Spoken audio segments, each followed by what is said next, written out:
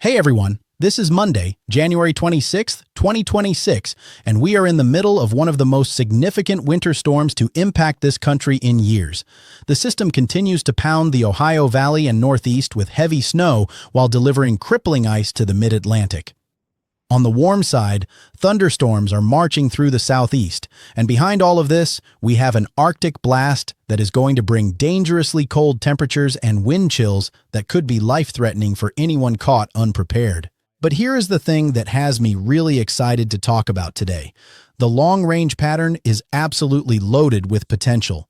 We are not just dealing with this one storm and then going back to quiet weather. No. The pattern through February and into early March is setting up for repeated shots of cold and snow. So stick around because I am going to break down everything you need to know about this current storm, the Arctic air behind it, and what the next several weeks could bring. Let me start with the Arctic air that has already arrived across a huge portion of the country. This afternoon, temperatures across the southern plains are running about 45 degrees below normal. Let that sink in. 45 degrees below where we should be for late January. This is the coldest time of year climatologically, and we are seeing an Arctic outbreak that is living up to that reputation. By the way, if you'd like specific weather forecast for your region or city, please leave them in the comments. I'll answer them individually as time allows. Also, if you like the video and subscribe to my channel, you'd be very grateful. Now, let's move on. The wind chills this morning were absolutely brutal. Sub-zero readings made it all the way down into central and north Texas, central Arkansas, and were knocking on the door of Tennessee and Kentucky. We are talking about widespread sub-zero wind chills across a massive area. And as we push through the afternoon, it is not getting much better. Wind chills of 5, 15, even 20 below zero are covering a large chunk of the north-central United States extending up into the northeast. The most extreme readings of 40 to 50 below are parked up over southeastern Canada. But make no mistake, this is dangerous cold extending well into the lower 48. Now let me update you on the winter storm itself because this thing is still cranking away. Heavy snow with rates up to 3 inches per hour at times is moving through Pennsylvania and pushing toward New York and Massachusetts. In the pink and purple on the radar, that is the sleet and freezing rain zone extending into the mid-Atlantic, and on the warm side of the system, thunderstorms are rolling through Alabama, Georgia, and the southeast. The winter weather alerts are extensive. Winter storm warnings in pink cover areas still facing significant travel impacts from snow or ice. The dark purple shows ice storm warnings where significant icing is ongoing. And lighter purple advisories extend toward the Great Lakes and even parts of the Carolinas and Georgia. Let me break down the timing for you. Right now, the heaviest snow with rates between 1 and 3 inches per hour is moving through Ohio, Pennsylvania, and getting into New York and northern New Jersey. As we push through the afternoon, those intense snowfall rates will continue in Boston and New York City up to Albany. We are talking 1 to 3 inches per hour, which buries areas quickly. Here is the tricky part for the big cities. The sleet line is getting very close to downtown New York City. I'm not sure it quite gets there this afternoon, but it will reach Long Island. And I do think it may reach New York City as we push into this evening as warmer air comes up from the Atlantic. That could briefly change things over to sleet, but snow will fill back in on the backside. Boston, though, is staying all snow as we go through Monday morning. For areas further south, we have got significant ice concerns this afternoon. If you are in Maryland, Virginia, or the Carolinas, the pink color is sleet, but the purple is freezing rain, and that is where the real problems develop. Richmond, Roanoke, Virginia Beach, the D.C. area, all the way down to Charlotte, Raleigh, and even Columbia, South Carolina, need to watch for freezing rain going into late afternoon and early evening. I think that walks itself out as we get into daybreak Monday. Let me give you the snowfall totals for the major cities because I know that is what everyone wants to see. Pittsburgh has around 7 inches left to go. Akron and Cleveland are looking at 7 to 10 inches still to come. Albany, New York is expecting 2 feet of snow total. Boston is in the same boat with 2 feet on the way. Hartford, Connecticut could see 12 to 18 inches. Providence is similar. New York City downtown is looking at a foot to foot and a half, so 12 to 18 inches.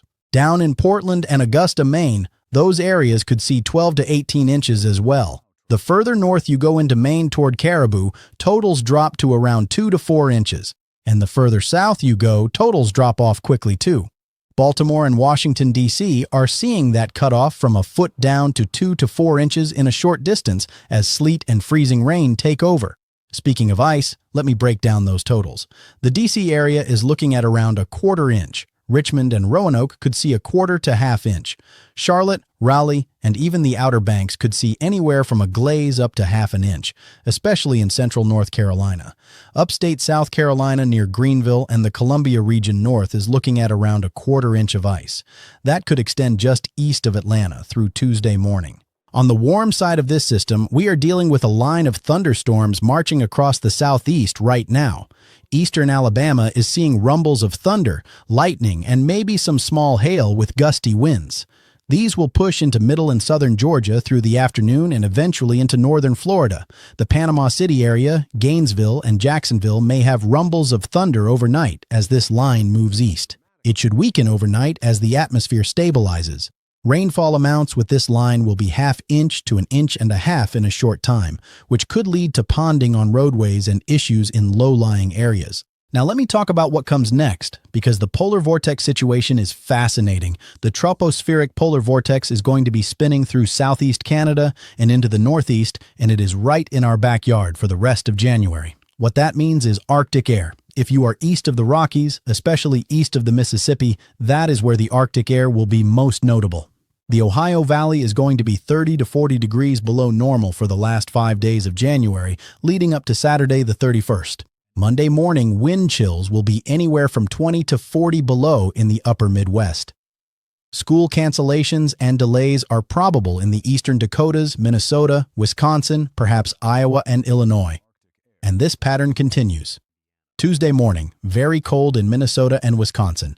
Same thing Wednesday, Thursday, Friday, and Saturday mornings. We are going to be below zero during the morning hours throughout the rest of January. Bundle up if you are venturing outdoors. Now here is where it gets really interesting for the long range. We are watching energy coming down from the polar jet across Canada into the northeast. This looked more significant about 48 hours ago, but has weakened. However, the subtropical jet is coming around as we get into February 1st. This could get energy rolling across the southeast coast and up toward the northeast around the 2nd and 3rd of February, about 7 to 10 days out. The million-dollar question is whether this links up with cold air to make a significant low-pressure system. The latest data shows that system strengthening, but well offshore mid to late week. However, as we get into February, there is energy hinting just offshore the southeast coast. If this marches a little further inland, that could be a snowstorm we need to watch across the east coast. The ensemble mean has been steadfast in showing very heavy snow across the mid-Atlantic and northeast coast, including parts of the I-95 corridor. We are talking Boston, New York City, Philly, Baltimore, D.C., even into the Carolinas with snowfall suggestions. Not guaranteed, but trends favor potentially a colder system that could bring accumulating snow. Looking at February through early March, the pattern stays active. Going into the first week of February, especially late in the week between the 6th and 8th after that system passes, the cold air breaks down in the east and a milder trend develops with the ridge out west flexing its muscles. That will warm up the plains and upper Midwest, probably feeling like summer compared to what we have been seeing. But do not get too comfortable. Going into the second week of February, cold air reloads in western Canada. That moderation from the 6th through 12th of February will be followed by Arctic air diving south again in the third week, the 13th through 20th time frame. How strong is that Arctic air? Is it like what we have now or weaker? That is something we will monitor, but it sticks around potentially through the end of the month. For snowfall projections, the first week of February looks further east with more northeast snow, maybe mid-Atlantic and some southeast snows in the Carolinas and Virginia. The second week brings clipper systems as that leading edge of Arctic air reloads in western Canada. We could see nickel and dime snows to the northern plains, 1 to 3 inches here, 2 to 4 there. Mountain snow out west picks up too, which ski resorts desperately need. The 15th through 22nd shows central plains to Ohio Valley to northeast snowstorm tracks.